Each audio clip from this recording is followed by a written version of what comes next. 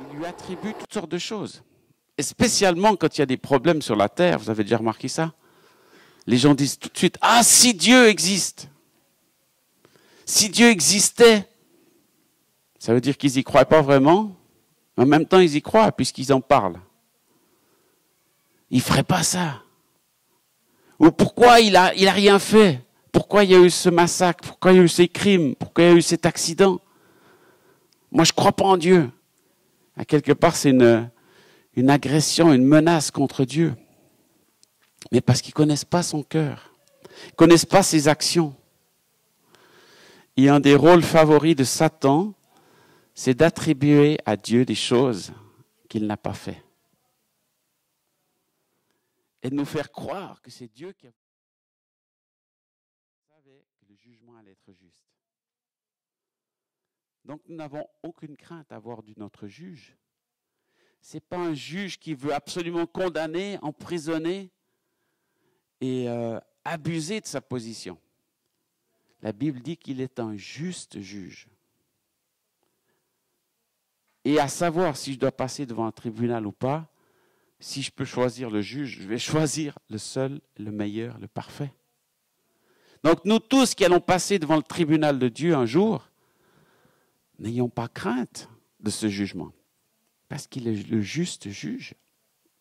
Il va juger avec justice. Il n'y aura pas de faux jugement, il n'y aura pas d'injustice, il n'y aura pas de mensonge. Il ne va pas écouter les histoires de l'avocat qui essaye de mentir pour gagner le jugement. Comme ça se passe souvent aux États-Unis, parce que les avocats sont payés seulement quand ils gagnent. S'ils perdent le jugement, ils ne sont pas payés. Donc quand ils gagnent, ils sont payés. Donc ils sont très forts pour essayer de gagner à n'importe quel prix. Avec des mensonges, avec de l'injustice, Puis le juge peut se faire berner, peut se faire avoir. Mais le juge, tel que Dieu il est dans la Bible, c'est le juste juge, qui ne se trompe pas. Ensuite, on va lire « Dieu est élevé ». Ésaïe 2, 17. Ésaïe 33, 5. Dieu est élevé.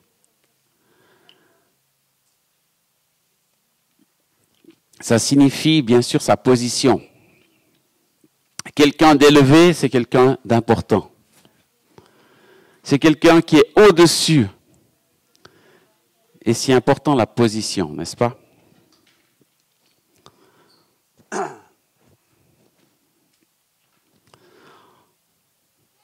On a vu, plusieurs ont cité le texte où Dieu dit qu'il est le plus haut.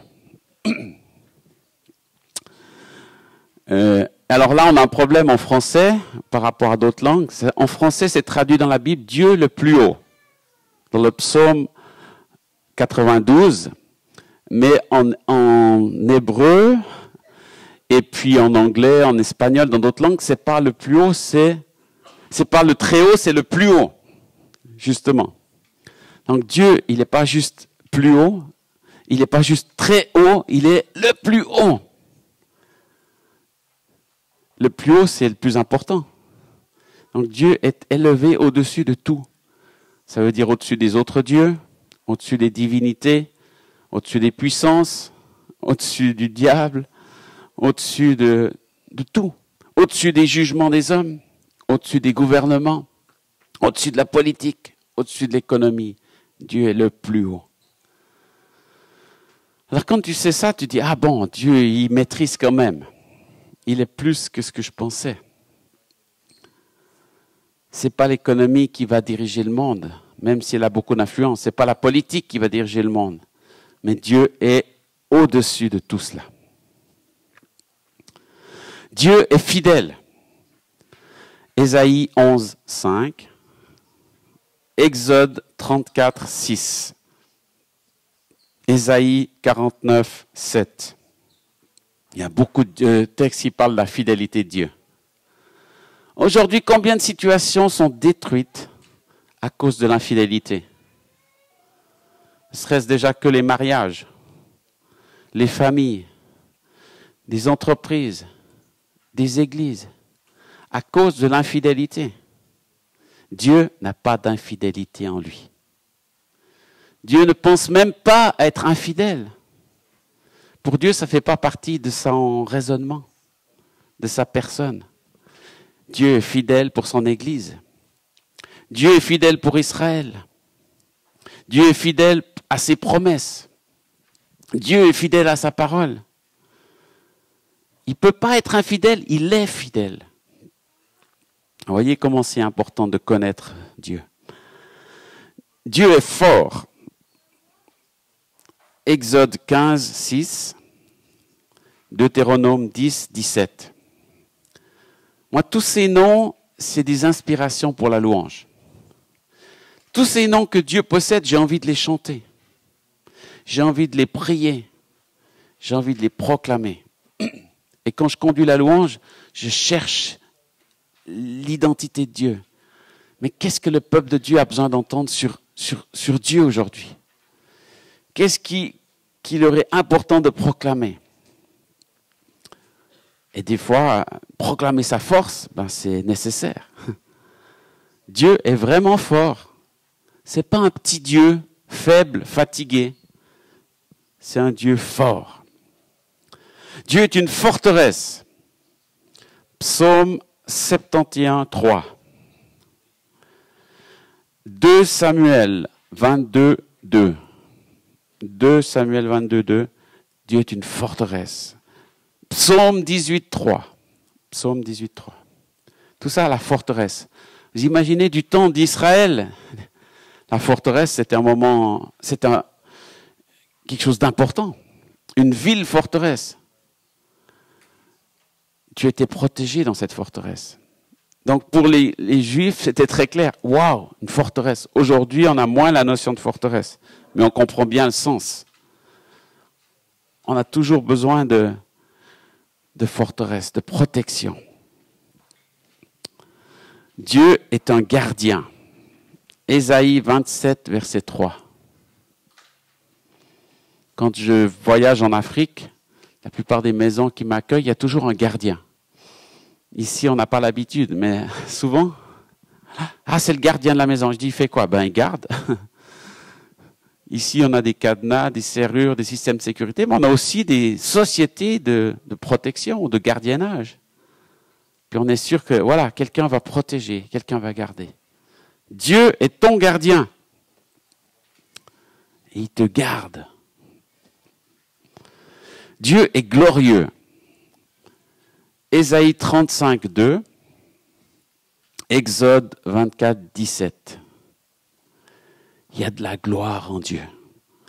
Je ne sais pas ce que ce mot, à quoi il vous fait penser. Mais la gloire, c'est quelque chose d'impressionnant. Nous, on voit juste la gloire des hommes, la gloire d'une équipe de foot, la gloire d'un chanteur. Il y a des projecteurs, de la lumière. Mais c'est tout fabriqué. Tandis que Dieu, il est glorieux dans sa nature, dans son identité, dans sa personne. Il reflète la gloire. C'est en lui. Et un jour, quand on sera dans sa présence, on sera impressionné par sa gloire. Et Dieu veut refléter sa gloire sur nous. Il est comme ça. Dieu est un Dieu de grâce. 2 Corinthiens 12, 9. 2 Timothée 2, 1. Psaume 84, 12. La grâce, c'est recevoir ce qu'on ne mérite pas. Tu ne le mérites pas, et je te le donne quand même. Tu ne mérites pas d'être sauvé parce que tu as péché. Mais je t'offre ma grâce pour te délivrer du péché. Dieu de grâce. Ça ne fait plus partie de nos relations humaines. On ne fait pas souvent grâce. Un titre de Dieu, une de ses qualités, vous méditez sur ce qu'il est, ce que ça signifie. Parce que chacun de ces chacune de ces qualités, ça représente beaucoup de choses. Ce n'est pas juste le nom, mais c'est tout ce que ça signifie pour vous. Et je suis sûr que ça va nourrir votre foi de saisir un petit peu plus qui il est. Donc on s'était arrêté à immortel, c'est ça? Alors Dieu est un Dieu jaloux. Exode 25, Exode 34, 14. Ce n'est pas une jalousie humaine, maladive, destructrice. C'est une sainte jalousie pour nous protéger d'aller vers d'autres dieux, d'aller chercher ailleurs. Et dans ce même texte, presque, il dit qu'il est lent à la colère. Exode 34, 6. Nombre 14, 18. Dieu est lent à la colère. Ça veut dire qu'il y a parfois une colère qui est justifiée en Dieu, mais il a beaucoup de patience avant de se mettre en colère.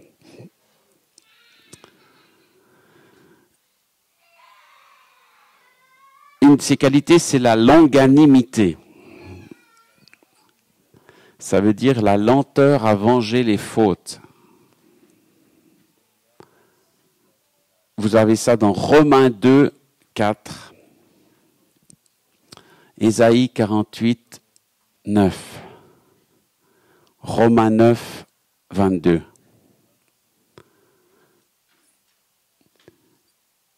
Dieu ne se précipite pas pour condamner, juger. Il a beaucoup de patience, beaucoup plus que nous. Dieu est majestueux. On le chante dans beaucoup de chants, mais c'est une réalité. Ésaïe 3, 8. Psaume 8, 2. Ésaïe 26, 10. Dieu a une main puissante. Exode 13, verset 3. Vous avez vu dans les dessins, la main de Dieu par rapport au petit homme, elle était immense. Donc ce n'est pas juste une petite main humaine pour te saluer. C'est une main qui peut balayer la terre d'un instant. Sa main est puissante. Dieu est magnifique. Ésaïe 35, 2. Psaume 8, verset 2. Et ça, on peut le voir dans la création, dans ce que Dieu a créé, sa magnificence. Mais c'est aussi en lui. Pour ceux qui ont pu avoir une vision de Dieu, du ciel ou de sa gloire, chaque fois ils ont décrit Dieu comme étant un Dieu magnifique. Dieu est miséricordieux. Exode 15, 13. Genèse 19, 19. Luc 1, 78. 78, 78. Dieu est miséricordieux. Ça veut dire qu'il prend soin de notre misère. Il vient dans notre souffrance. Il accorde son amour, sa grâce. Ça fait partie de sa nature. Ce n'est pas un effort pour Dieu d'être miséricordieux. Pour certains hommes, c'est un immense effort. Heureusement, il y en a qui ont reçu ce don-là, ce ministère. Mais ce n'est pas donné à tout le monde. Mais Dieu, ça fait partie de son caractère, de sa nature. Il est miséricordieux.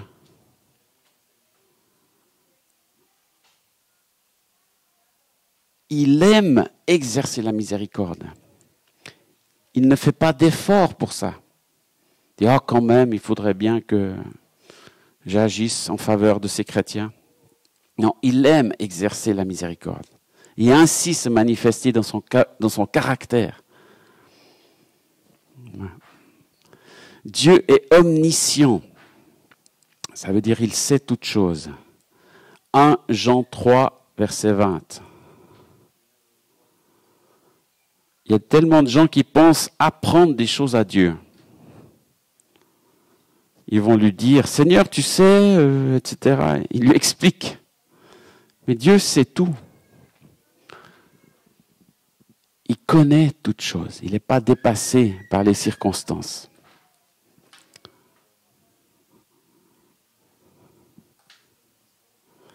Dieu est omniprésent. C'est-à-dire qu'il est partout. Acte 17, 27. Jérémie 23, 24. Et Psaume 139, 8. On voit que Dieu peut être partout.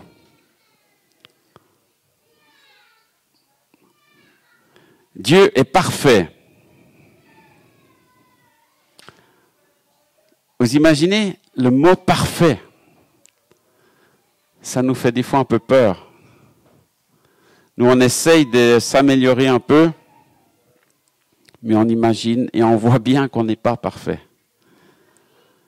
Et que les gens avec qui on vit, on travaille, ne sont pas parfaits.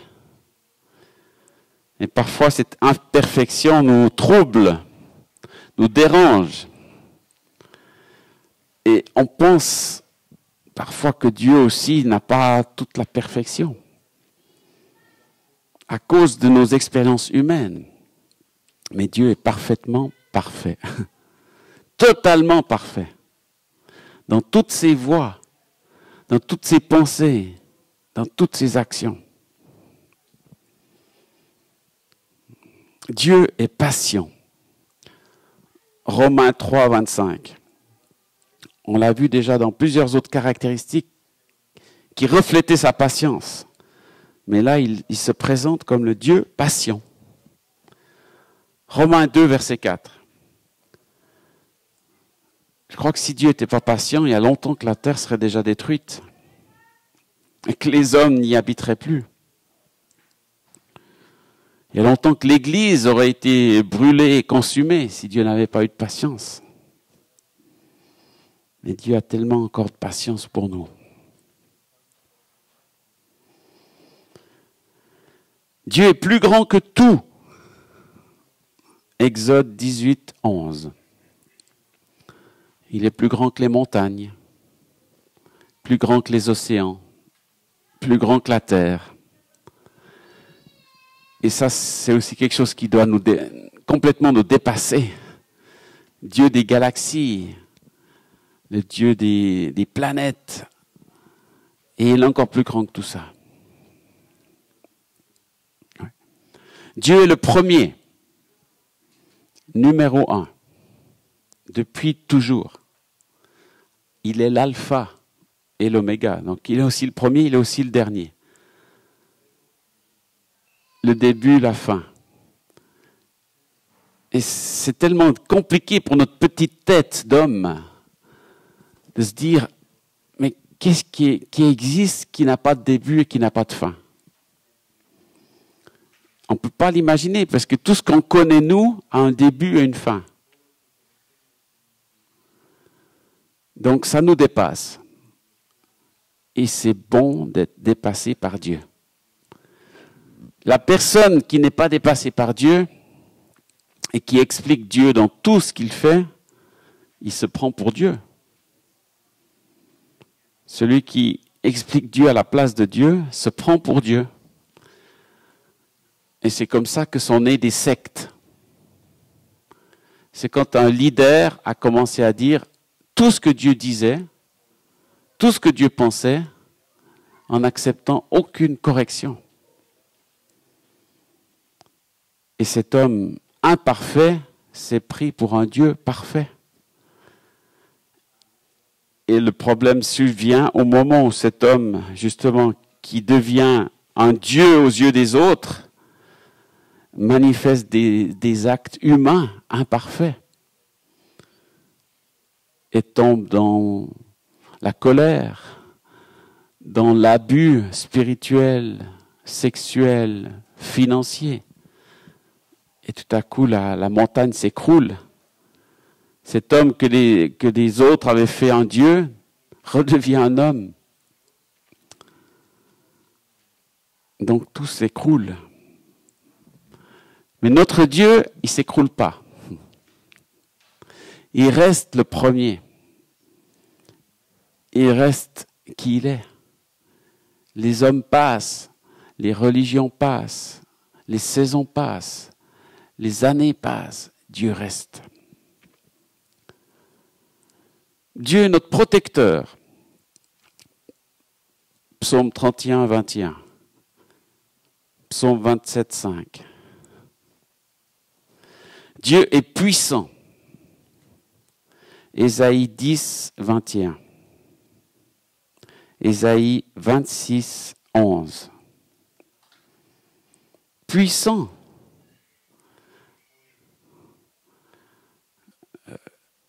On a besoin d'un sauveur puissant. Puissant face à l'ennemi. Puissant face à la maladie. Puissant face au destructeur. Puissant dans les combats. Il est puissant. Il n'a pas besoin de faire un effort ou de s'entraîner. Il l'est, il reste puissant. Il est un rocher. Ésaïe 26, 4. Il est un refuge. Proverbe 14, 26. Un refuge, pour ceux qui font de la montagne, ils font des heures de grimpe, de marche dans la montagne, et à un moment donné, il y a un refuge.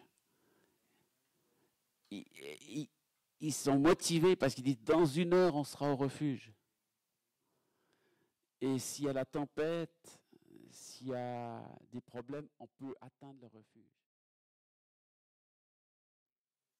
Il est au bon endroit, là où on en a besoin. Dieu est un rédempteur. Ésaïe 43, 14. Job 19, 25. Ça veut dire qu'il nous rachète. Il nous redonne une nouvelle identité. Rédempteur. Dieu est redoutable. Deutéronome 28, 58. C'est un Dieu redoutable, qui peut nous impressionner, mais qui veut aussi impressionner ses ennemis. Et tous ceux qui veulent se tenir devant lui tenir tête, c'est Dieu qui aura le dernier mot. Dieu est sauveur. Ésaïe 43, 11. On a besoin d'un sauveur. Et il est le sauveur. Ce n'est pas un sauveur, c'est le sauveur. Ésaïe 43, 11. Ce n'est pas une option, c'est l'option unique. Dieu est saint. Il y a beaucoup de textes qui parlent de la sainteté de Dieu. Lévitique 11, 44. Ésaïe 6, 3. Je vous cite juste ces deux-là. Sainteté, c'est-à-dire il est mis à part. Ça veut dire qu'il est dans une autre dimension. On ne peut pas le coller à tout. Et nous, en étant appelés à la sainteté, c'est comme si Dieu nous met à part. Mais ça fait partie de la nature de Dieu. D'être saint. Cette sainteté inspire la sainteté chez nous. Nous attire à la sainteté. Dieu est sage. Il y a même un livre entier qui s'appelle le livre de la sagesse. Livre des Proverbes. Et vous savez, il y a 31 chapitres dans le livre des Proverbes. Et je connais plusieurs personnes qui lisent un chapitre par jour du mois. Si vous êtes le 15, vous lisez le chapitre 15. Si vous êtes le 30, vous lisez le chapitre 30. Et comme ça, chaque jour du mois, vous avez des paroles de sagesse qui vous inspirent. Vous avez Ésaïe 28, 29 qui parle de Dieu sage. Je ne sais pas si vous avez des amis autour de vous qui vous connaissez comme ayant de la sagesse. Mais en général, si on en a un, on apprécie d'aller lui demander conseil. On se dit, waouh, dans cette situation, je ne sais pas trop quoi faire, il faudrait que je demande à cette personne, parce qu'elle a beaucoup de sagesse. Et j'espère qu'en général, c'est un chrétien qui a de la maturité, qui a cette sagesse, parce qu'il est imprégné de la sagesse de Dieu. Et c'est ce que Salomon a eu, parce qu'il l'a demandé à Dieu. Il aurait pu demander beaucoup de richesses, et il a demandé la sagesse. Et Dieu la lui a donnée. Mais la sagesse ultime, totale, elle est en Dieu. C'est pour ça qu'en lisant la parole, on est rempli de sagesse. On obtient de la sagesse. On apprend à se comporter de manière sage dans les circonstances. Dieu est sans iniquité, sans péché. Deutéronome 32, 4. Alors quand on attribue à Dieu des choses horribles, c'est comme si on dit, ah ben non, Dieu il s'est trompé là. Dieu a fait une erreur. Mais Dieu est sans iniquité. Le péché n'est même pas dans sa conception, dans sa réflexion, dans sa planification. L'homme, il conçoit le péché dans son cœur, dans ses pensées, puis ensuite il pêche. Dieu ne conçoit pas le péché. Il le constate, il le voit bien sûr. Mais il n'est pas dans son caractère, dans sa nature. Il ne conçoit pas le péché. Dieu est notre secours. Psaume 46, 2. Service de secours. Je ne sais pas quel est le numéro de téléphone chez vous pour ça, secours 119 ou 136 ou je ne sais pas. Mais il est toujours là disponible. Un numéro toujours ouvert. Numéro de secours. Dieu est souverain. Proverbe 20, 21. Proverbe 16, 33. La souveraineté de Dieu. C'est quoi un souverain? C'est quelqu'un qui règne et qui domine. On dit de certains rois qu'il est roi souverain de cette nation. Ça veut dire qu'il a le dernier mot. Ben, Dieu est le souverain de la terre, des nations et de la destinée du monde. Donc c'est pour ça que souvent les hommes ils disent « Ah si, il est souverain, mais pourquoi il se passe ça ?» Mais parce qu'on n'a pas la capacité de comprendre, de saisir tous les éléments qui constituent le développement du monde. Lui seul a cette capacité. Et sachez-le, il n'est pas dépassé. Il maîtrise les situations. Il est plus grand que tout. Vous savez, dans les années 70-80, quand je me suis converti, on avait ce qu'on appelle la guerre froide, et il y avait tous les pays de l'Est, et le communisme qui était une plaie terrible. Et tous les chrétiens étaient impressionnés par ça. Ils disaient, mais c'est la puissance de l'Antichrist. Parce que ces pays communistes, en plus, ils rejettent Dieu. Pour un communiste, Dieu est mort. Dieu n'existe pas. Et ils fermaient les églises, en Russie, en Pologne, partout. On enfermait les prêtres, les pasteurs, et on disait, Dieu est mort. Et ça a duré quand même un certain nombre d'années. Entre 70 et 80 ans. Mais c'était tellement puissant, tellement fort. On se dit, est-ce que les chrétiens priaient pour la fin du monde et que Jésus revienne, pour que s'arrête cette chose? On se dit, mais le communisme est tellement puissant, il va envahir le monde. Certains pays africains avaient commencé à adhérer aussi à cette philosophie. D'autres pays en Amérique comme Cuba et d'autres suivaient aussi cela. On s'est dit, mais c'est terrible. Dieu est dépassé. Ces gens-là menacent Dieu. Ils se moquent de lui, puisqu'ils disent qu'il est mort. Mais Dieu a eu le dernier mot. Et le communisme est tombé en très peu de temps. En très peu de temps, tous ces murs se sont effondrés. Et les églises se sont ouvertes. Et tous ceux qui ont crié que Dieu était mort, qu'il n'y avait plus de chrétiens dans leur pays, ont vu et ont constaté que très rapidement, de nombreuses églises sont renées, ont ressuscité dans ces pays-là. En Albanie, le dictateur albanais narguait le monde en disant « Dieu n'existe plus ». Nous sommes le premier pays athée du monde. Et déjà à cette époque-là, à Jeunesse en Mission, on avait des missionnaires qui allaient discrètement, cachés, secrètement, visiter ce pays pour prier. Et on a l'histoire de deux femmes que j'ai connues, deux femmes toutes simples, missionnaires, intercesseuses, qui sont allées en Albanie pour prier dans ce pays. Elles ont été menacées par la police, elles ont été emprisonnées quelques jours.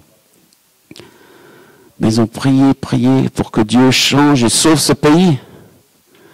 Et aujourd'hui, les portes de l'Albanie sont complètement ouvertes. Et bien sûr, il y a aussi des mosquées qui sont renées dans ce pays, mais aussi beaucoup d'églises et beaucoup de missions. Voilà, c'est un exemple. Et Dieu, pour vous dire, Dieu est souverain, plus grand que la politique, plus grand que ce que les hommes peuvent essayer de faire pour dire qu'il n'existe pas. Parce que tous ces dictateurs, tous ces présidents, en un instant, ils ont disparu. Alors qu'ils pensaient diriger le monde. Mais Dieu dit bien dans un texte que les rois sont dans sa main, quoi. En un instant, ils peuvent disparaître. Et comme la fleur sèche et la fleur tombe, ainsi sont les dirigeants du monde. Donc les hommes se croient importants, mais ils disparaissent vite. Dieu reste. Dieu est là déjà depuis bien longtemps. Et il va rester encore bien après. Donc Dieu est souverain. Dieu est terrible. Deutéronome 7, 21. Dieu est tout puissant. Exode 6, verset 3. Dieu est une tour forte. Proverbe 18, 10. Dieu est un vaillant guerrier. Vaillant guerrier. Exode 15, 3. Dieu est vivant. Il y en a qui écrivaient sur les murs, Dieu est mort. Pendant la révolution de mai 68, par exemple. Mais Dieu a bien survécu à tout ça. Et il est encore bien vivant. Dieu est victorieux. Jean 16, 33. Apocalypse 6, 2. Apocalypse 17, 14.